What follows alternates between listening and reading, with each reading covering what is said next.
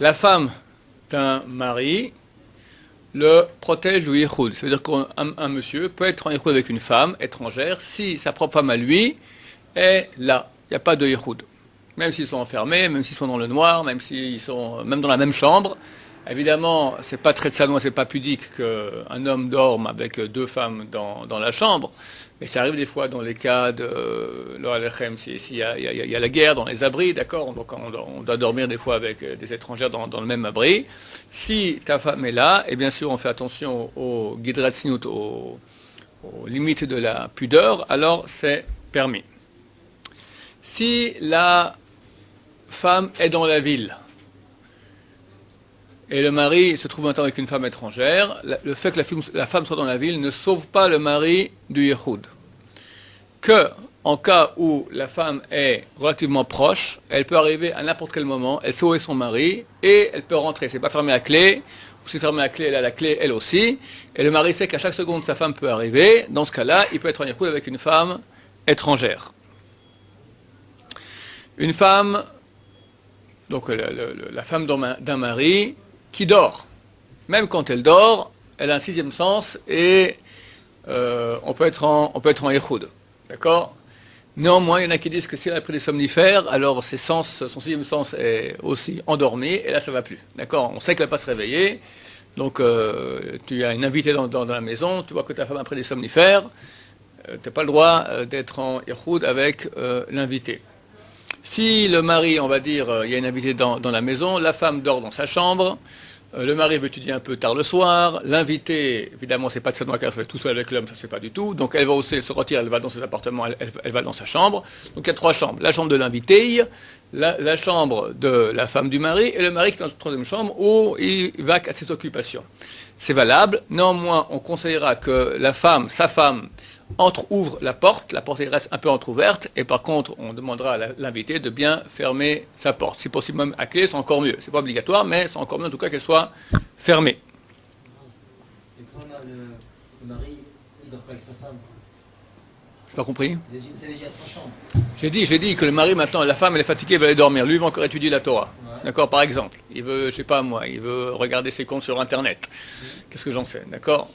Alors, il ne veut pas encore aller dormir. Alors, elle va dormir. Elle sait que son mari reste tout seul dans le salon.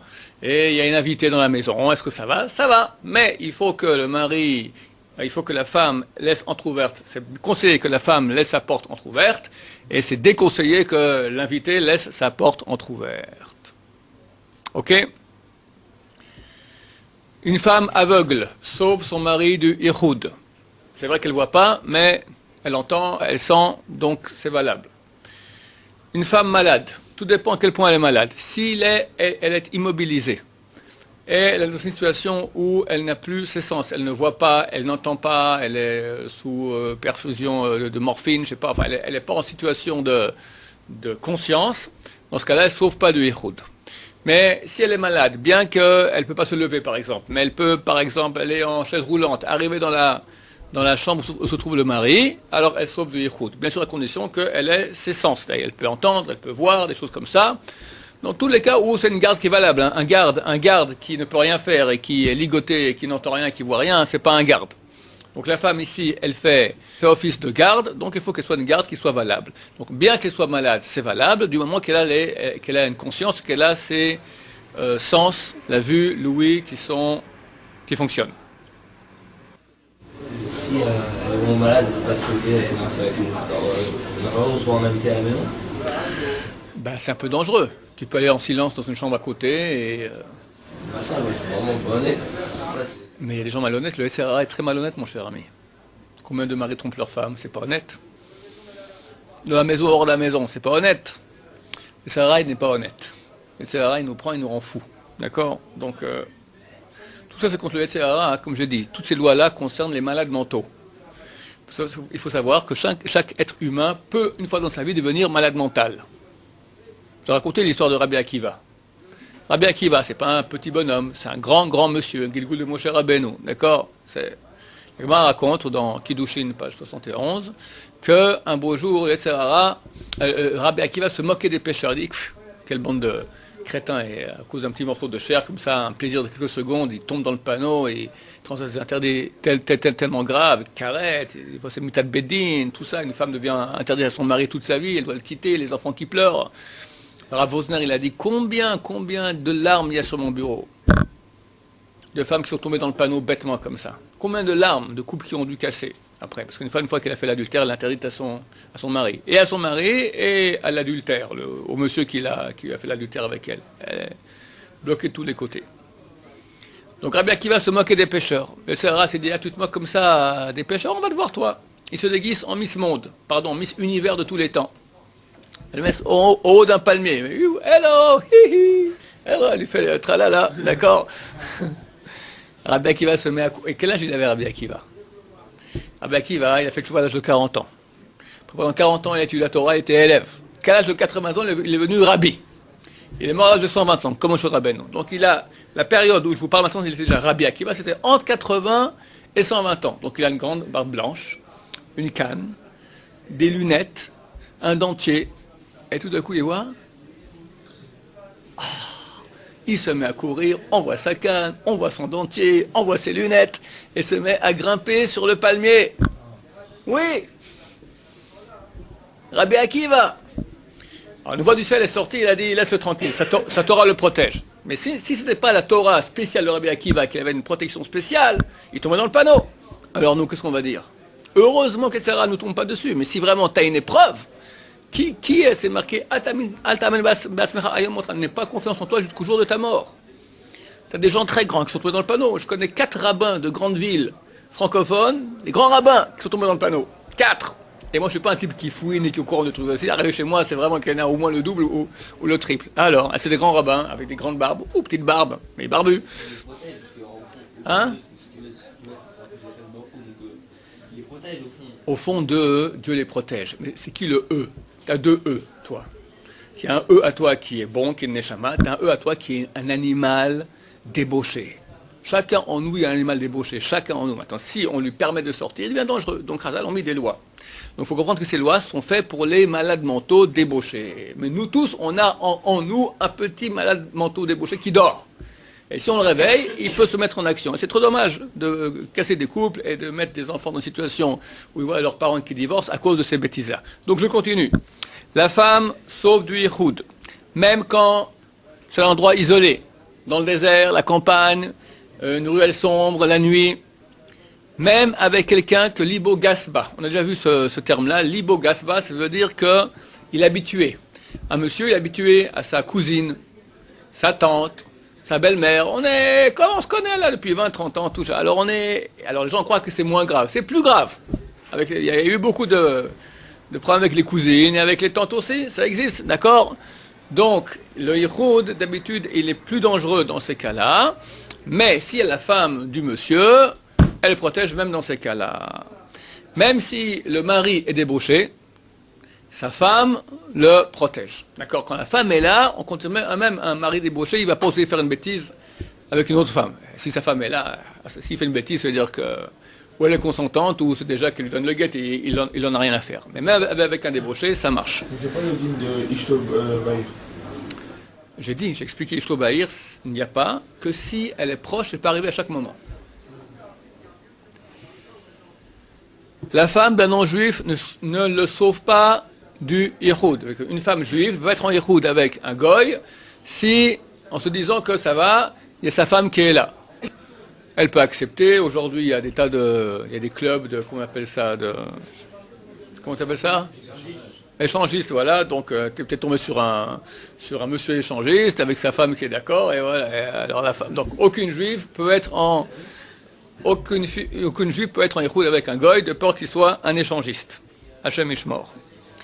Copain, copine, c'est mon copain, c'est ma copine. Est-ce que ça sauve de Yichoud? C'est-à-dire, si le copain se trouve maintenant avec une femme étrangère, et il y a sa copine qui est proche, est-ce que sa copine le sauve à lui de Yichoud? Ou une femme juive qui veut maintenant être en Yichoud avec un homme, et il y a sa copine. Il dit, bon, ça va, il va rien faire avec moi, il y a sa copine. Alors, c'est pas valable. Copain-copine, c'est pas valable. C'est pas suffisamment puissant. Il faut qu'il y ait vraiment mariage. Il y a des cas où ça va. Dans quel cas? Dans le cas où ils auraient voulu bien se marier. Par exemple, ils ont déjà un enfant ensemble. où ils vivent maritalement, et c'est clair que pour eux, ils sont mariés femmes. Pourquoi ils ne sont pas mariés? Parce que par rapport à l'État, ils savent que maintenant, voilà, la femme, elle a un enfant, elle appelait parent mono, un truc, hein, quoi, monoparental, et grâce à cela, elle reçoit une aide de l'État. S'ils se marient, ils perdent l'aide de l'État. Donc, ce cas-là, ils ont dit, ok, on va pas se marier, mais on vit comme si on est marié. Dans ce cas-là, c'est comme s'ils sont mariés, bien que d'après la Torah, c'est pas valable. C'est certain que c'est pas valable, mais néanmoins, au niveau du yichoud, ça sauve du yichoud. Oui. Je n'entends pas. S'ils font la choupa, ils sont mariés. Ça fait rien.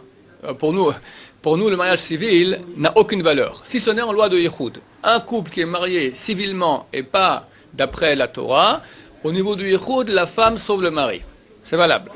Mais s'ils sont mariés religieusement sous la choupa, ça c'est vrai marié, bien qu'ils ne soient pas mariés civilement. Pour nous, le mariage civil n'a aucune importance. Ok. On passe à un autre sujet maintenant, la garde des membres de la famille. J'ai mis ici un H et un F. H signifie homme. Est-ce que la mère, la sœur, la fille d'un homme le sauve-t-il du yichoud? Réponse, non.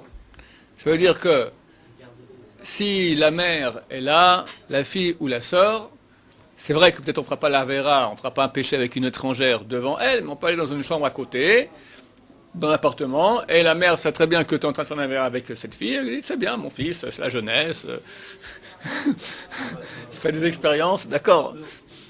Idem la sœur, idem la fille. Comme le Moyen-Âge, c'est pas à l'époque, c'est comme ça au Moyen-Âge, non? Quoi? Toujours ça se passe tout comme ça, quoi. M'étonnerait qu'une mère faisait ça. Tu rêves? Ah ouais. Bien sûr, pourquoi pas? Pas les mères religieuses. Ouais, il a raison. Ben, c'est une fille très bien, ça fait des années que la mère rêve que son... Mais la mère, ça fait des années qu'elle rêve qu'enfin son fils arrête de fréquenter des goyotes. Enfin, maintenant, il y a une juive, c'est la sœur de sa copine, une fille très bien. Allez, va, et que ça marche. Allez, vas-y, allume-le, vas-y, allume-le, allez dans la chambre, là, je vous ai préparé une lumière tamisée. Allez, alors quoi? Hein?